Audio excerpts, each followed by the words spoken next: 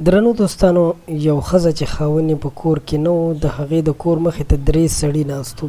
دغه سړو غوښتل چې دغه ښځې کور ته ورننوځي، خو بیا ورسره څه وشول. درنو دوستانو، کله چې دغه ښځه د کور نه بهر راووتله، ویې لیدل چې دغه 3 سړي د دې د کور مخې ته ناست دي. دې پې زړه خوږ کړو، ویې لیدل چې هغوی په یخنۍ کې راغونډ شوي دي، ناست دي. نو دې ورته وویل چې تاسو راځئ کور ته راننوځئ چې زه تاسو ته خوراک درکړم. هغوی ترې پوښتنه وکړه چې آیا ستا خاوند په کور کې دی؟ دې ښځې ورته وویل چې نه، خاوند هم په کور کې نشته. هغوی ورته بیا وویل چې موږ هم دلته ناست یو، ځکه چې زموږ څه ټکانه نه ده معلومه چې کله هم ستا خاوند کور ته راشي نو ته بیا موږ دعوت کولی شي، او اوس ځکه ستا کور ته نه درځو چې اوس ستا په کور کې هېڅ نارینه نشته. ښځې هم ورسره دا خبره ومنله او په خپله مخه لاړه. کله چې ماښام شو نو د دغه ښځې خاوند د کار نه کور ته ستړی راغی. کله چې لږه دمه وکړله نو دغه ښځې ورته ټوله واقعه بیان کړه چې زموږ د کور مخې ته یو 3 سړي ناست دي او د یخنۍ نه هم رپېږي، خو وایي چې ما ورته د روټۍ دعوت ورکو، هغه یې هم قبول نه کړو او ویل یې چې ستا په کور کې سړي نشته نو موږ ستا کور ته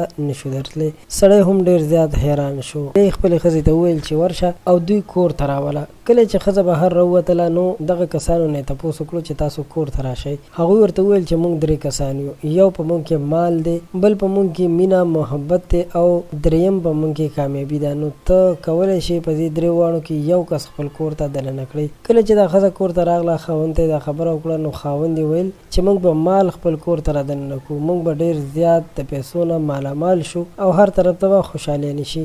دویم خبره ورته خپلې ښځې وکړله چې موږ به کامیابي راوغواړو، ځکه چې که کامیابي وي نو موږ به هر وخته خوشحاله ژوند تېر کړو. خو په دې کې د دې یو انګور چې د کور په یو ګوټ کې ناسته وه، هغې ورته وویل که موږ خپل کور ته مینه محبت رادننه کړو نو یقینا چې په کور کې به محبت پیدا شي. خو اخی او سخره هم د خپلې انګور دغه خبره ومنله او مینه محبت یې خپل کور ته رادننه کړو. کله چې هغه کور ته رادننه کولو نو هغه پسې مال، دولت او کامیابي هم را روانه شوه. په دې دوران کې دوی ترې پوښتنه وکړه چې موږ خو صرف محبت رادننه کولو، تاسو ورپسې څه راځئ؟ هغه ورته وویل چې که تا په موږ دواړو کې یعنې په کامیابۍ کې او په دولت او مال کې یو کس دننه کړی نو موږ ټول نشو درننوتی، خو چې تا محبت دننه کړو نو محبت پسې موږ دواړه هر ځای کې ګرځو. نو قدرمنو، یقینا چې مینه محبت سره دنیا ابادیږي او د خلکو زړونو کې نفرتونه ورکېږي. نو په خپل منځ کې نفرتونه ورکړئ او مینه محبت ته غاړې خلاصې کړئ. ستاسو یو جهان مننه چې تاسو موږ سره دا ویډیو تر اخره وکتله. خوشحاله اوسئ، بریالي اوسئ.